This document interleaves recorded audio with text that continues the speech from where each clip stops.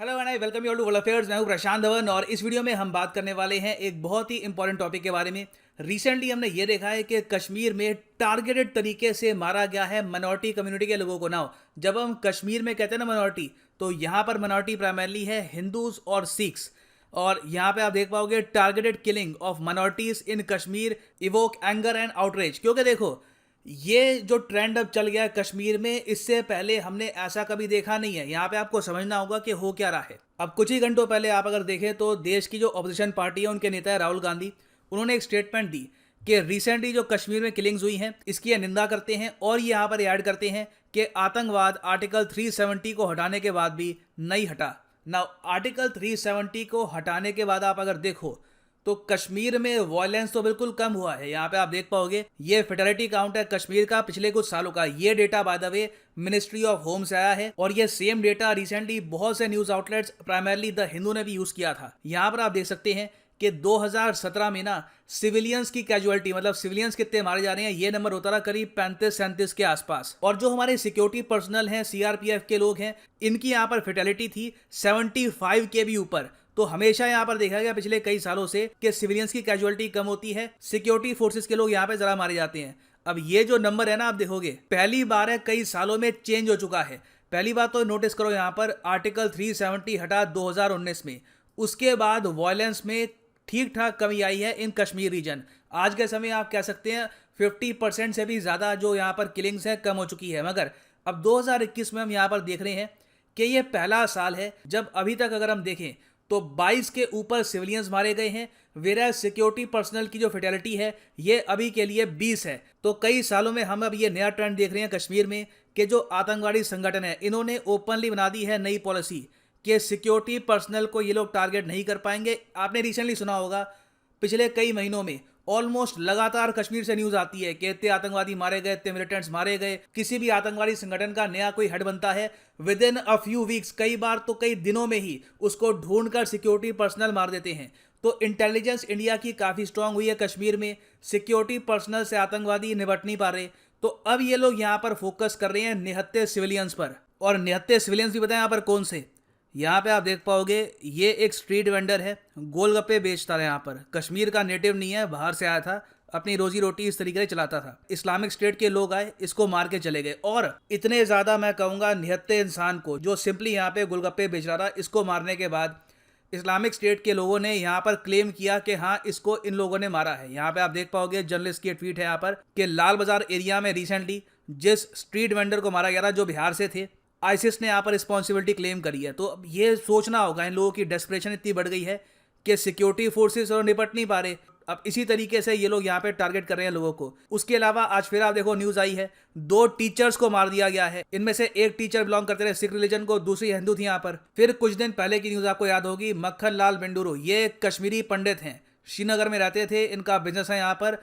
जब 1990s में भी कश्मीरी पंडित को भगाया गया था ना कश्मीर से, तब भी ये डटे रहे, तब भी इन्होंने यहाँ पर कश्मीर को नहीं छोड़ा। अब रिसेंटली खड़ा हुआ है एक नया आतंकवादी संगठन रेजिस्टेंस फ्रंट।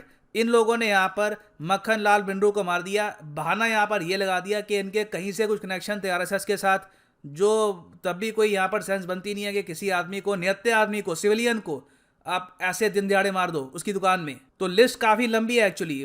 इस साल आप अगर देखें तो ओवरऑल सिविलियन जो कैजुअलिटीज़ हैं ये 25 के ऊपर, 25 के आसपास तो पहुंच ही चुकी है डेफिनेटली। और इसलिए आप ये भी देख रहे हो कि जम्मू कश्मीर में ना अब जो नेता है, प्राइमरली जो कश्मीरी पंडित के नेता हैं, वो ये कह रहे हैं कि फिर से हमको डर लग रहा है कि जो 1990s में कश्मीरी पंडित के साथ किया गया था, कश्मीरी पंडित को निकाला गया था जम्मू कश्मीर से फोर्सफुली, ये फिर से यहाँ पे ना हो जाए। यहाँ पे आप देखोगे लिखा है continuous killing spree in Kashmir, Pandit leader feel situation akin, akin का मतलब होता है सिमिलर टू द 1990s। और इस पे आज के समय जेन्युइनली बातचीत हो रही है कि जो ये नई स्ट्रेटजी आतंकवादियों की कि अब सिविलियंस को मारो, तो क्या यहाँ पे कश्मीर वापस 1990s की तरफ जा रहा है। नाउ यहाँ पर आप पूछोगे कि मगर इस सब के पीछे रिस्पॉन्सिबल कौन है। देखिए, श्रीनगर के जो मेयर है, इन्होंने रिसेंटली इस पर बहुत ही अच्छी कमेंट करी है। ये कमेंट मैं चाहता हूँ आप सुने। Obviously, you know, elements backed by Pakistan. मैं तो ये इतने साल से दिन दहाड़े बोल रहा हूँ, लेकिन मैं अपनी कम से कम लोकल मीडिया फ्रेटर्निटी को बोलता हूँ, खुदारा, कॉल अ स्पेड, इस सांप को सांप बोलिए। ये हमारे माशरे को तकसीम करने निकले हैं, सांपों को क्यों नहीं हमारे पूछा जा रहा है? माशरे को बर्बाद करना निकले। सो यहाँ पे आपने सुना, ये थे जुनैद मट्टू, ये श्रीनगर के मेयर हैं। ओपनली इन्होंने यहाँ पर ये कहा कि कॉल अ स्पेड, सांप को सांप बोलिए। जो यहाँ पे आतंकवादी संगठन है जो किलिंग्स कर रहे हैं सिविलियंस की, ये पाकिस्तान बैक्ड हैं। कई बार जो यहाँ पे आतंकवादी हैं ये ट्रेनिंग करके आते हैं फ्रॉम पाकिस्तान। इनको वेपन्स हमारे सप्लाई होते हैं, फाइनेंसिस इनको मिलते हैं फ्रॉम पाकिस्तान। और अब देखो, जो पहले आतंकवादी संगठन थे ज़्यादातर, वो काफ़ी हद तक डिस्ट्रॉय हो चुके हैं। अब क्या हो रहा है कि यहाँ पर नए गुमनाम से जो आतंकवादी संगठन है ये खड़े किए जा रहे हैं। और ये ओपनली ये भी क्लेम करते हैं कि कश्मीर में इंडिया के बाकी रीजन से जो लोग आएंगे ना, उनको ये टारगेट करेंगे। तो ये एक बहुत ही ज़्यादा बड़ा सिक्योरिटी चैलेंज है इंडिया के लिए, क्योंकि इससे हम कैसे निपटेंगे जब एक बार को इनका फोकस होता रहा। आप कह सकते हैं 50% सिविलियंस, 50% सिक्योरिटी पर्सनल पे। अब जब ये 90% फोकस करेंगे यहाँ पर सिविलियंस पर, तो प्रॉब्लम बहुत ज़्यादा बढ़ जाएगी, क्योंकि सिविलियंस को हर जगह आप कैसे बचाएंगे। तो ये मैं कहूँगा एक जेन्युइन चैलेंज है इन फ्रंट ऑफ इंडिया। और इसका सोल्यूशन देखिए कहीं ना कहीं यही होगा कि हमको काफ़ी जगह एनक्लेव बनाने होंगे। ऐसा नहीं है कि ओपन कॉलोनीज हो, कोई भी आ जा रहा है यहाँ पे। आई थिंक एनक्लेव बनाने होंगे कि एक कॉलोनी है वो प्रॉपरली गेटेड है, वहाँ पे होने चाहिए आसपास सिक्योरिटी पर्सनल, ताकि ऐसा ना हो कि कोई आदमी अंदर जाकर किसी को मार के भाग के आ जाए। अगर कोई आतंकवादी संगठन ऐसा कुछ करने की कोशिश भी करता है तो ये इंश्योर किया जाए कि अगर उसने कहीं पर अटैक किया है तो उसके बाद उस कॉलोनी से वो भाग ना पाए।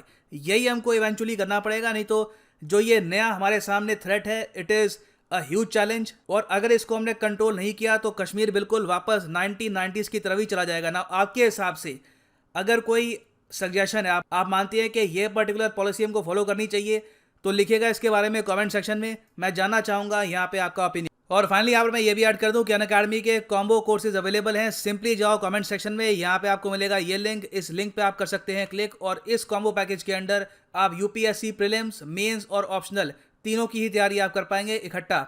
ये कोर्सेज आप unacademy.com पे जाकर अलग अलग परचेज करोगे, अपनी कार्ट में डालोगे, तो यहाँ पे आपको 15,000 रुपये एक्स्ट्रा पे करने होंगे। कॉम्बो पैकेज में सेविंग होती है, उसके ऊपर एडिशनल डिस्काउंट यहाँ पे आपको लगेगा अगर आप यूज़ करते हैं प्रोमो कोड PD10। और मैं तो ये कहूँगा, एक्चुअली बहुत से स्टूडेंट्स ये प्रेफर करते हैं, अगर आप अभी कॉलेज में हैं, आपके पास टाइम है 2-3 साल का टू प्रिपेयर फॉर यूपीएससी, तो आप ले सकते हैं 36 महीने का कोर्स। इसमें फ़ायदा ये है कि पर मंथ आपको पे करने होंगे 2500 रुपये से भी कम, और ऑप्शनल, मेंस, प्रीलिम्स तीनों की तैयारी यहाँ पर हो जाएगी। So you can go for the 36 month course as well. So इसी नोट के साथ ये है वीडियो का अंत। Thank you for listening and as always, God bless you all.